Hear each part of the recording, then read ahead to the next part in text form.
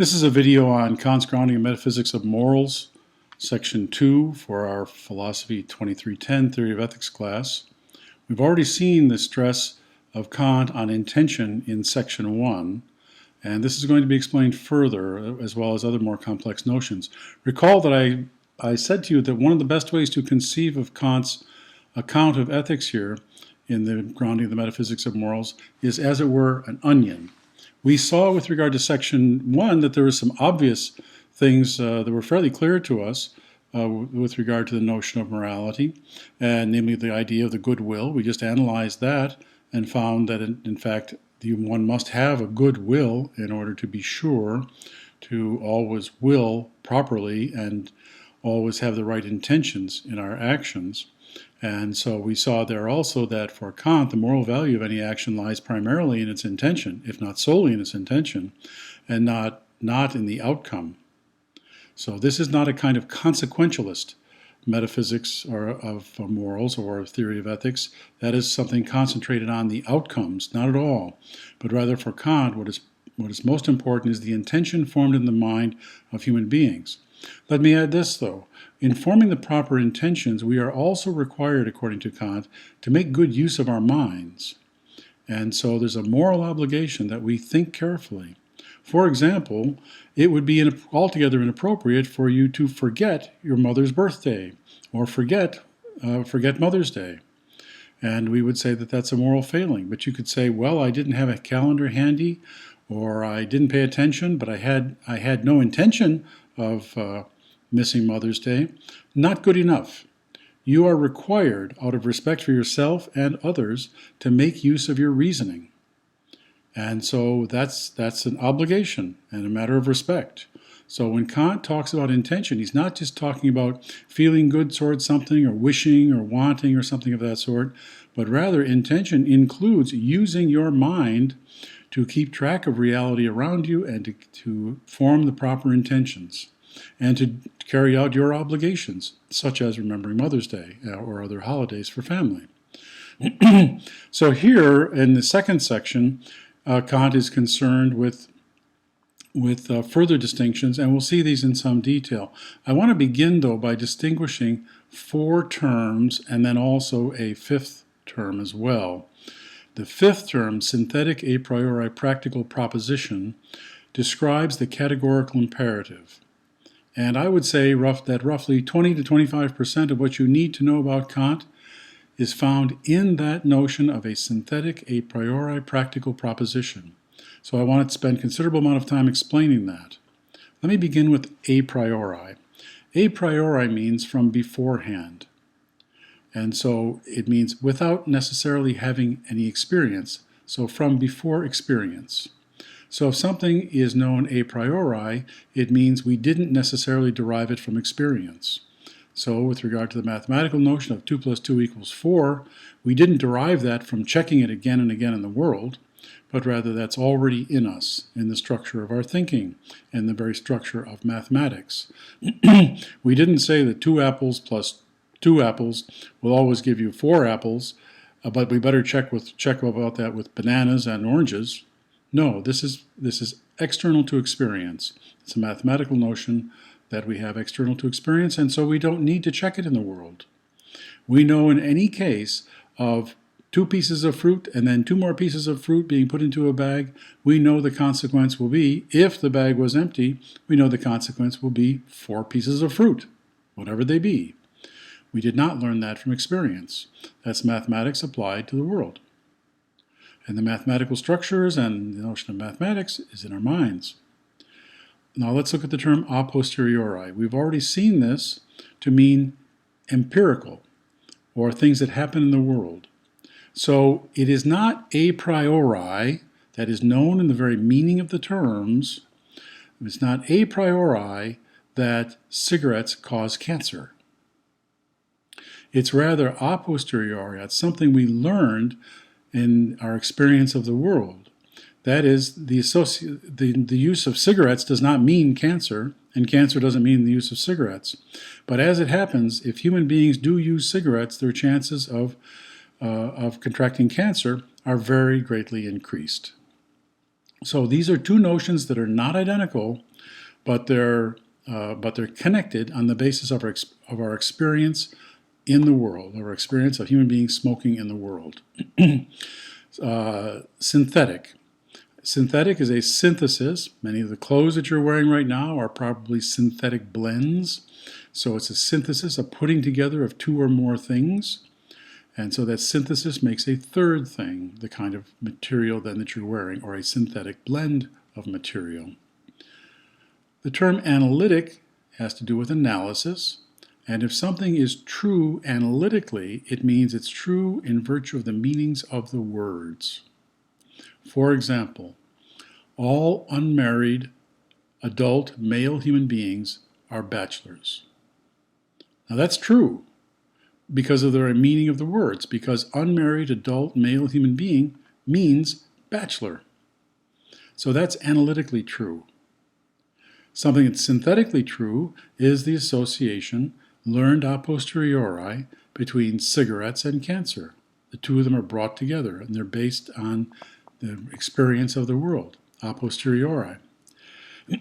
Now you recall, though, that Kant wants to insist that these notions of morality are in us a priori. That is, the notion of respecting all rational beings is part of our very nature as ourselves rational beings. So Kant would say this is in us a priori. We did not learn this notion of respect that's manifested in the categorical imperative. We did not learn this from looking around in the world as to how people acted. Rather, we know that respect must be shown to human beings, even if we do not see it happen in the world. So the categorical imperative, then, is called a synthetic a priori practical proposition. Let's unpack this. It is a proposition or a statement, such as all rational beings must be respected. It is a synthetic because it's putting together two different things. So one of them is respect and the other is rational being.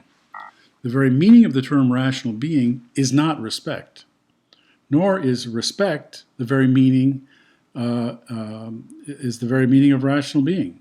So the two are not identical, but rather there's a synthesis or a putting together of this in our minds, a priori, according to Kant, because we are rational beings.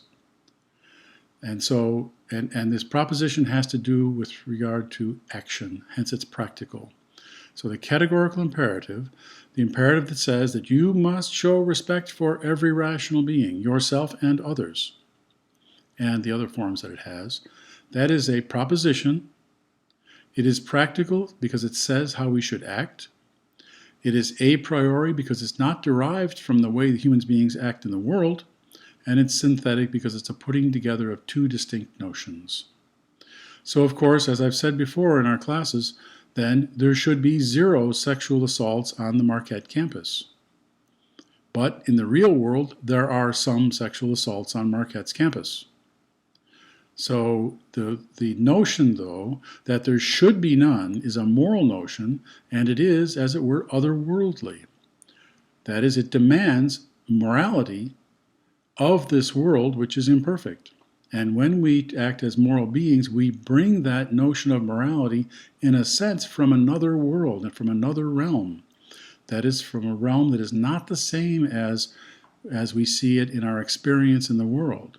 So notice this. People who insist upon morality and insist that all human beings be respected are insisting on something that is absolute and is coming from elsewhere because, in fact, it is not learned just from our world, because in our world, all human beings are not respected.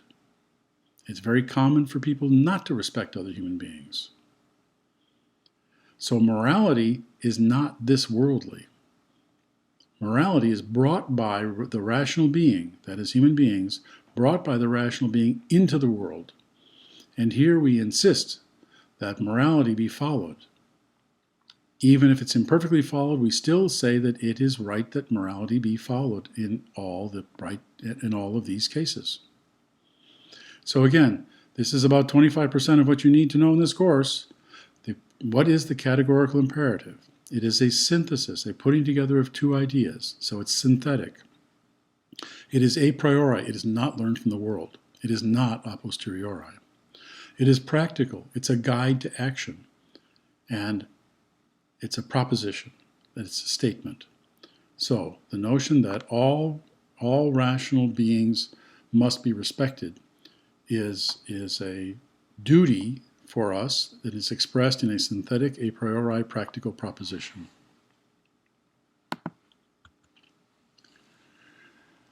Now, reason in this case then, reason dictates what ought to happen independent of experience as a moral a priori condition of moral virtue or excellence. So it's there, it's already being dictated by us. That people don't regard it this way, that people don't pay attention to it, that people fail and take bribes or seek out pleasures or seek dominance in other ways that violate what reason says is not surprising. But reason is supposed to be, as you know from earlier, is supposed to be a guide for us in constructing the good will. And if we construct the good will, we will never intentionally do anything morally wrong. So, reason's dictating as reason here, not merely as human reason, means that the moral law holds for all reasoning or rational beings, human or otherwise. Notice this is quite important. Kant is claiming that all rational beings hold for the categorical imperative. That is, respect must be shown for all rational beings. And if it turns out that aliens arrive on our planet and they are rational, then Kant would say this is also to be found in them. So it isn't happening in us just because we're human, it's happening because we are rational and we use reason. So according to Kant, all rational beings must abide by a priori moral laws. It's the duty and obligation of a human being to respect all other rational beings, and so all rational beings must abide by this a priori moral law. Now, is there a proof of the existence of moral laws or standards that are a priori? Well, Kant tells us, consider the life of the Holy One. And here he's referring to Jesus, or one could even say the life of Muhammad, for example. Although it's not discussed here, and Kant doesn't know enough about Islam regarding that. So the standard is there, and the life of Jesus is recognized as a holy life. So each event thought to be illustrative of the moral good is compared to an original a priori concept of moral perfection before it's deemed to be a perfect illustration. Now I said illustrative of it, and I said a perfect illustration, because we use our reasoning to choose those parts of Scripture which contain moral laws. It is not the case that human beings blindly, Christians blindly, follow Jesus and do just whatever Jesus did. We have one report of Jesus bending down and drawing in the sand. Would it mean then that this is a holy action, and we too then should bend, those of us who are Christians should bend down in the sand on Sundays and draw in the sand?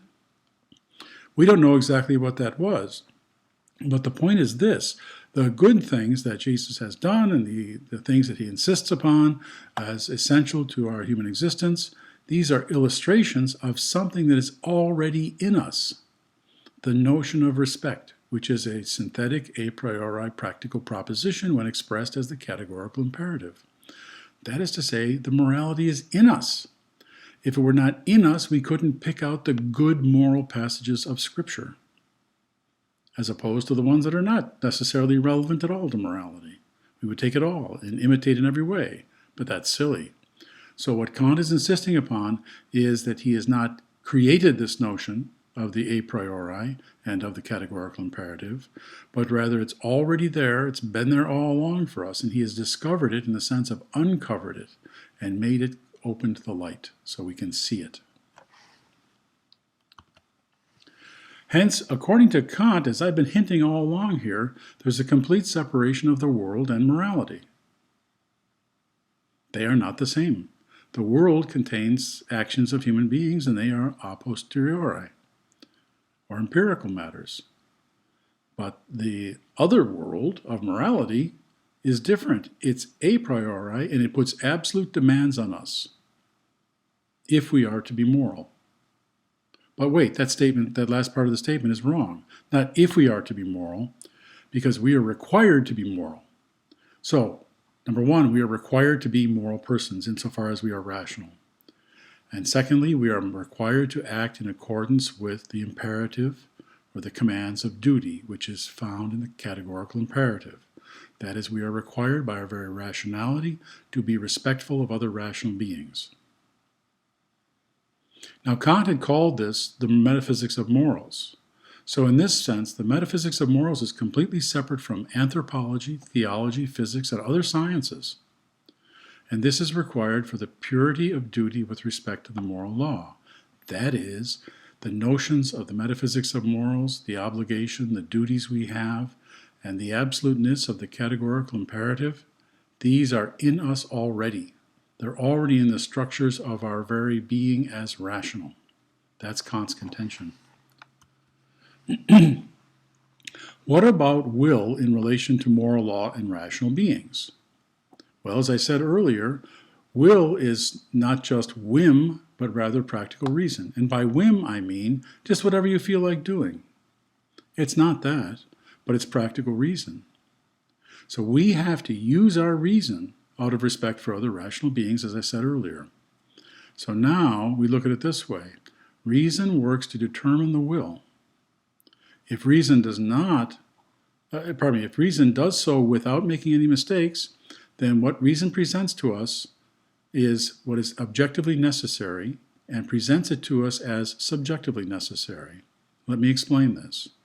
So reason figures out what's going on in the situation and figures out what our moral duty is and how it is we will show respect to ourselves and others in a particular situation.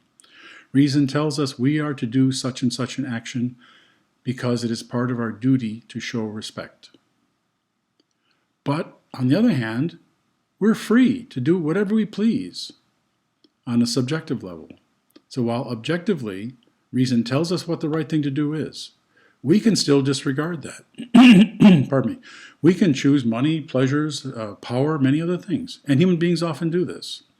But what we have to do is work with our reason and our goodwill so that whatever reason tells us is the right thing to do, we also individually, on a subjective level, make it necessary for ourselves.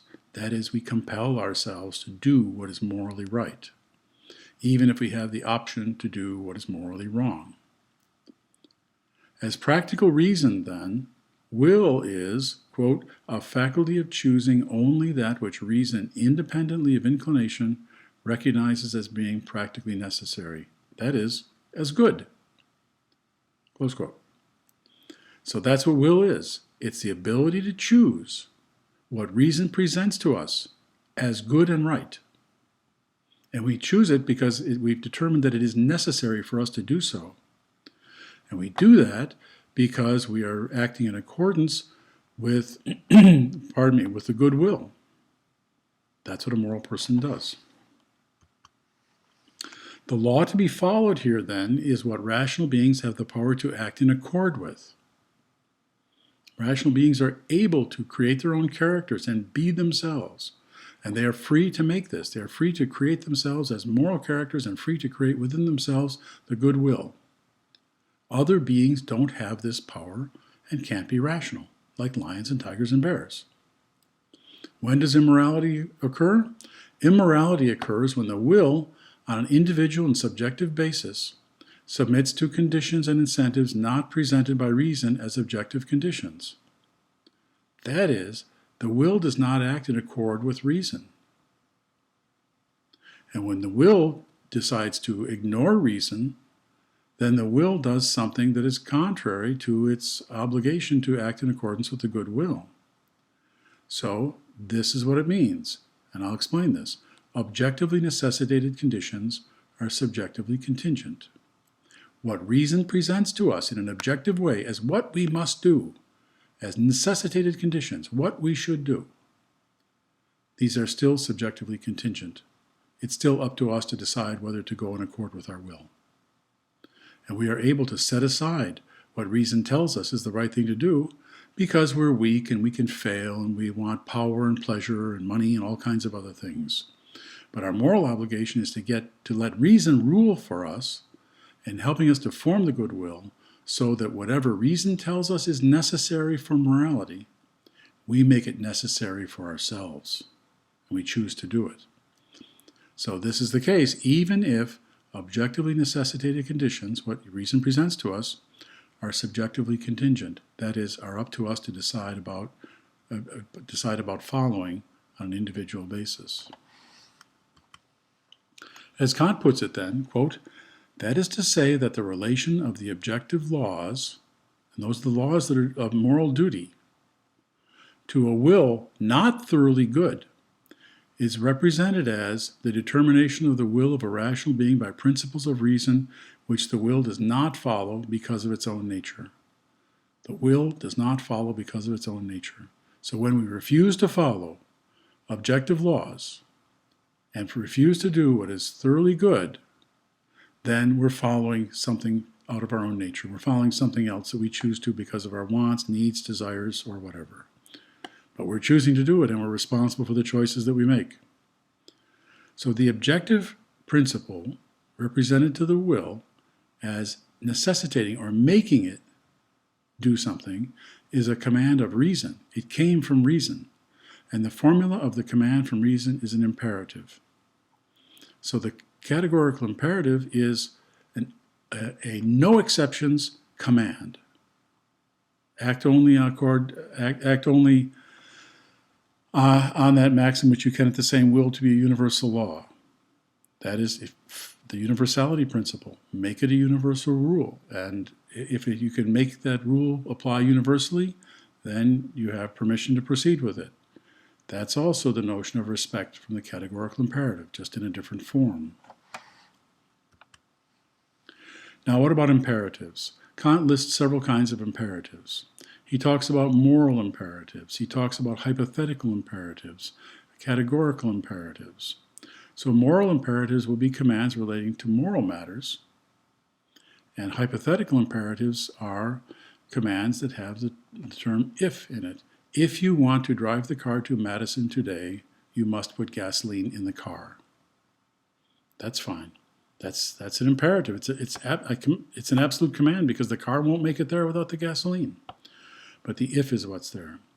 In the case of the categorical imperative, that's different because it's categorical, which means there's no exceptions. So it's an imperative, a command that has no exceptions whatsoever. So Kant says at 420, the categorical imperative alone purports to be a practical law, that is, a law ready for action, while all the others may be called principles of the will but not laws. That is, all the others have a hypothetical aspect to them, and they're options, as it were, put to us. Where the categorical imperative does not put an option, but commands that one act without exception with respect to human beings. Hence, according to Kant, then, the categorical imperative is, as I said earlier, a synthetic a priori practical proposition. It's a putting together, before experience, a statement or a connection between respect and rational being that guides us in our practice. In this sense, then, according to Kant at 428, persons are rational beings as ends in themselves. Human beings are absolute values. There is nothing more valuable than a human being, because they are rational beings.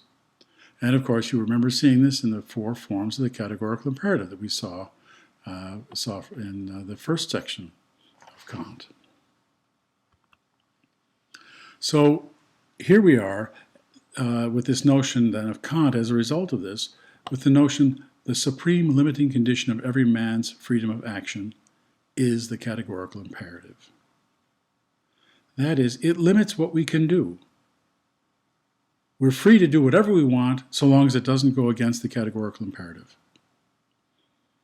But that's a powerful, powerful limitation because the categorical imperative requires us to show respect for ourselves and for others. So you can do whatever you want so long as you do not show disrespect for yourself or other human beings. And this is at the marginal page number 431. So that's what it means, though. It means that it limits our action. You want to steal something from someone. That defies the rule of respect. It's against the rule of respect, the categorical imperative. You would be acting contrary to what is respectful to yourself and contrary to what is respectful to another human being. So that's a limitation put on our freedom of action. Morality limits us. It does not allow us to do whatever we want. We have to be limited in that to doing what shows respect and shows the absolute value of human beings.